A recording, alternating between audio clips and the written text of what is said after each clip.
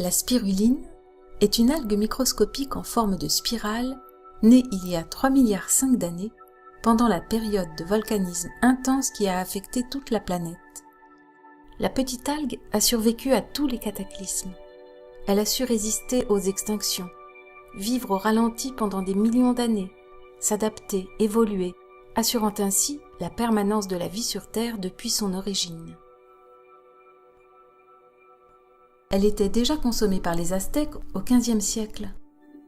La légende raconte que des coureurs furent engagés par l'empereur Moctezuma qui se nourrissait quasi exclusivement de poissons. Ceux-ci se relayaient en courant du golfe du Mexique jusqu'à Mexico afin d'apporter du poisson très frais à leur empereur. La spiruline leur donnait force et endurance. Elle est aujourd'hui cultivée dans le monde entier. Sa popularité est due à ses remarquables qualités nutritionnelles, protéines, fer, vitamines et acides aminés, dont les fameux oméga 3. La première formation publique à la culture de la spiruline a été créée en 2002 au CFPPA de Hyères dans le Var, dont voici l'un des co-directeurs, passionné, comme tous ceux qui la côtoient, par la petite algue bleue. Je suis directeur adjoint du CFPPA et je suis également chercheur au CNRS. Les CFPPA sont souvent des centres un peu d'expérimentation. On va expérimenter les formations de demain en écoutant un peu ce terrain, les besoins des professionnels. Et donc par rapport à ça, la spiruline est venue tout simplement à nous. Il y a maintenant 14 ans. Si on fait le bilan, on a formé cette année, on est à 1400 personnes issues de 25 pays différents. C'est le CFPPA Hyères qui est le seul centre qui forme artisanalement, je mets bien le point sur artisanal, dans le monde entier. Il y a des gens qui étaient restaurateurs, d'autres qui étaient prothésistes dentaires, enfin ouais, il y a de tous les niveaux sociaux, de toutes les origines, et c'est ça le côté aussi intéressant de la formation. À la base, elle croît dans des milieux, une eau saumâtre qui est une eau volcanique. On reproduit ces milieux qui sont en fait aussi retrouvés en Afrique et en Amérique latine. Ça, c'est ce qu'on appelle donc, le disque de Secchi, c'est ce qui vous permet de mesurer la concentration de la spiruline. Donc c'est un petit système tout simple. Vous le trempez dedans et au moment où vous voyez qu'il disparaît, ça vous indique, donc là c'est des centimètres, les graduations, ça vous indique la concentration. Donc là il y a 1, 2 centimètres. Voilà, là on ne le voit plus, donc on a un Secchi de 3. D'ici demain, après-demain, le Secchi devrait être de 2. Et quand on est à un Secchi de 2, c'est-à-dire qu'on peut doubler le volume, c'est-à-dire qu'on prépare un milieu de culture, comme un bouillon, et de cette superficie-là, on va avoir le double, et ainsi de suite. Et c'est comme ça que grandit la spiruline en fait.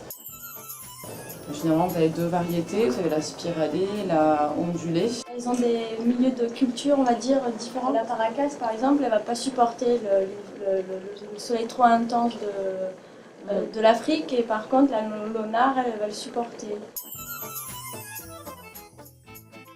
On met une goutte de spiruline sur une lame, et ensuite on regarde au microscope l'allure qu'elle a. La longueur du filament est à peu près de 7 spires. Si elle fait moins, c'est qu'elle se divise, donc on est dans une phase de croissance.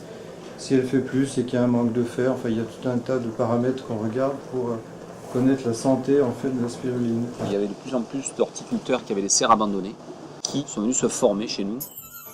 Nous sommes allés à Hyères rencontrer Danielle Thomas, l'une des premières stagiaires du CFPPA, qui a transformé ses serres horticoles en production de spiruline.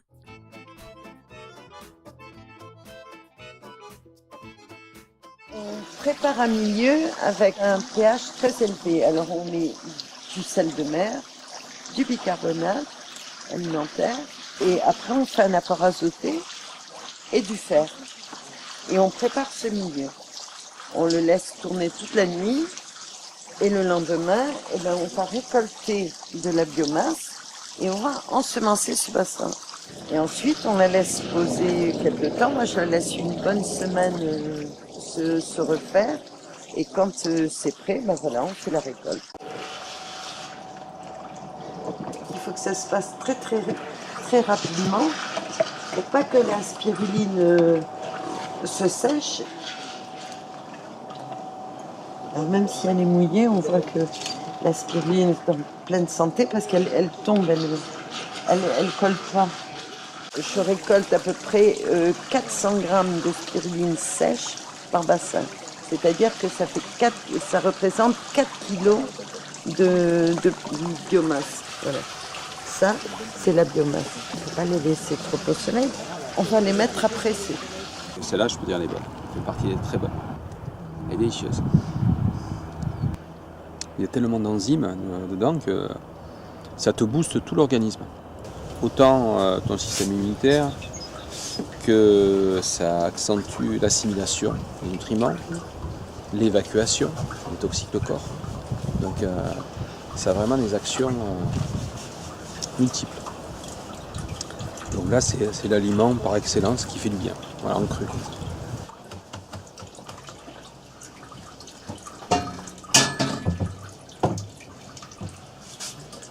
Alors on commence tout doux. Et après, quand c'est bien écoulé, je mets un point. Après, quand il n'y a que quelques gouttes, je mets le deuxième. Et puis après, je mets le troisième.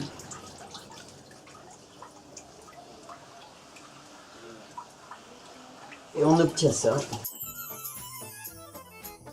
Ensuite, pour faire sécher la spiruline, on la transforme en spaghetti.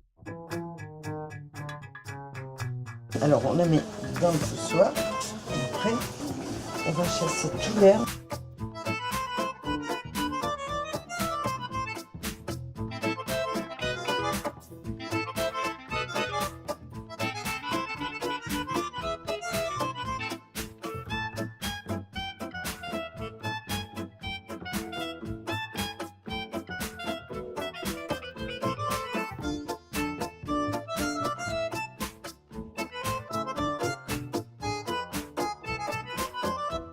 Et voici une méthode plus artisanale, mais tout aussi efficace. Un petit pistolet, on met la spiruline à l'intérieur, on les pousse.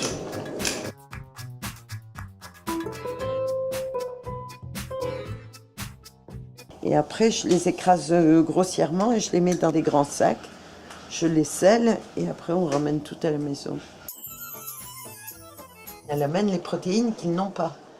Ils ont de la farine de manioc, ils ont, selon les pays. Par exemple, au Tchad, vous avez de la spiruline, tout le monde se porte bien. Avec un bassin de 50 mètres carrés, on fait vivre un village entier. Ça dépend de votre activité, ça dépend de votre âge, ça dépend de beaucoup de choses. Donc si vous êtes un sportif qui cherche la performance, il faut beaucoup plus. Si vous êtes malade, si vous êtes enceinte, si vous êtes... vous avez des besoins, des carences, il faut en consommer de façon quotidienne et pratiquement toute l'année. Sinon, ce qui marche pas mal, c'est de faire des intersaisons. Au goût, à l'odeur, à la vue déjà, à première vue, à la couleur. Ça, c'est l'exemple à pas suivre en fait. La laisser à la lumière, exposer à la lumière et à l'air. Elle finit par s'oxyder, donc tous les pigments de chlorophylle et tout ça sont désagrégés. Il reste guère que la phycocyanine qui est un peu plus résistante, d'où cette couleur bleue. Il y a un cours là-dessus, comment consommer moins en achetant du bio et de la spiruline, notamment dedans. Donc on voit bien que c'est plus des habitudes à changer. Les gens doivent passer par une acculturation et travailler sur notre culture de l'alimentation et des courses, comment on fait les courses. Alors, ne serait-ce rentrer dans une grande surface, on est tenté d'acheter, alors qu'on rentre dans un magasin bio, on attend, voilà, il n'y a que ça. La tentation est moins forte. Aujourd'hui en France, des cuisiniers associent la spiruline à leurs recettes. Leur but est d'apporter de façon simple et naturelle les éléments nutritifs qu'elle contient en grande concentration. Protéines, sels minéraux, oligo-éléments et surtout oméga 3.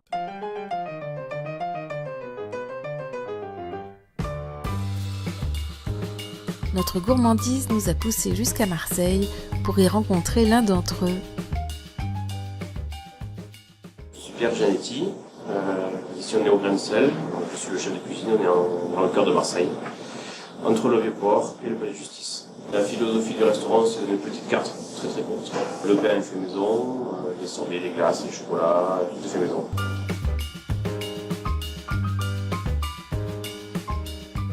Aujourd'hui, on va travailler sur la courgette, la spiruline et un morceau de turbo ou un morceau de quasi de haut. Je pensais que les deux pouvaient aller avec la spiruline, donc on verra ce qui va se passer. J'utilise donc la spiruline pour faire un jus. On va accompagner un turbo là, un gros filet de turbo, donc un tronçon de turbo. La courgette, on va utiliser le verre pour faire une salade, chercher la fraîcheur, avec citron et orange, ciboulette. Et le blanc des courgettes en émulsion avec les spiruline.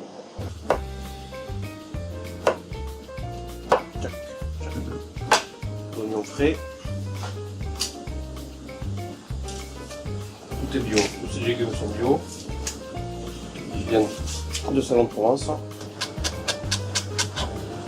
Donc pour renforcer la fraîcheur des courgettes, on va mettre un peu de zeste de citron vert, un peu de jus de citron vert et des morceaux de chair d'orange. Mélange avec des fines tranches.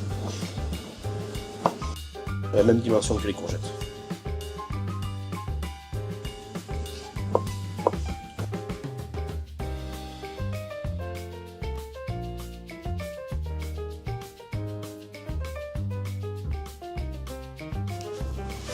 Bon là j'ai juste mélangé la spiruline avec l'eau.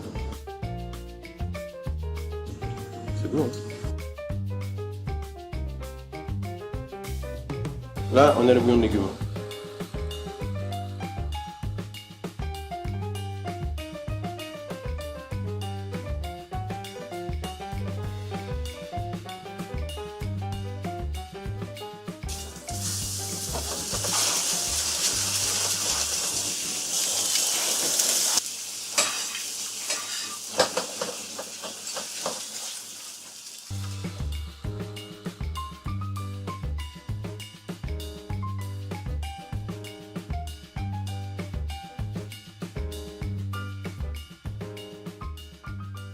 Bon, allez, alors je goûte. Allez, goûte. Il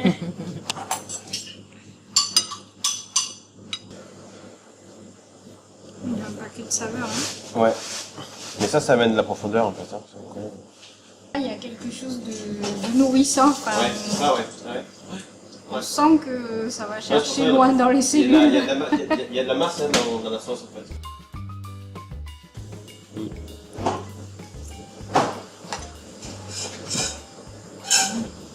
Pratiquement pas salé en fait. Oui. Mais je pense pas qu'il faut trop le saler ça. C'est super bon. On sent le goût de la spiruline mais de façon très fugitive. Oui, Ouais. c'est pas agressif. Ça mène, ouais. Moi je pense que c'est comme ça qu'il faut la travailler. Enfin, ouais. C'est très nappant dans la bouche et ça enveloppe très bien le goût du poisson et la chair du poisson. La texture est très agréable parce que c'est pas gras. La Fédération des spiruliniers de France, c'est un site où la plupart des producteurs de spiruline sont adhérents et c'est un site qui va faire en sorte que chaque producteur, enfin tout le monde va s'aider entre guillemets, c'est-à-dire que s'il y a des nouvelles informations, des nouvelles techniques de production, une technique qui va faire qu'on va pouvoir produire plus ou quoi, ces informations elles vont être retranscrites sur ce site qui est en libre accès aux producteurs, aux futurs producteurs.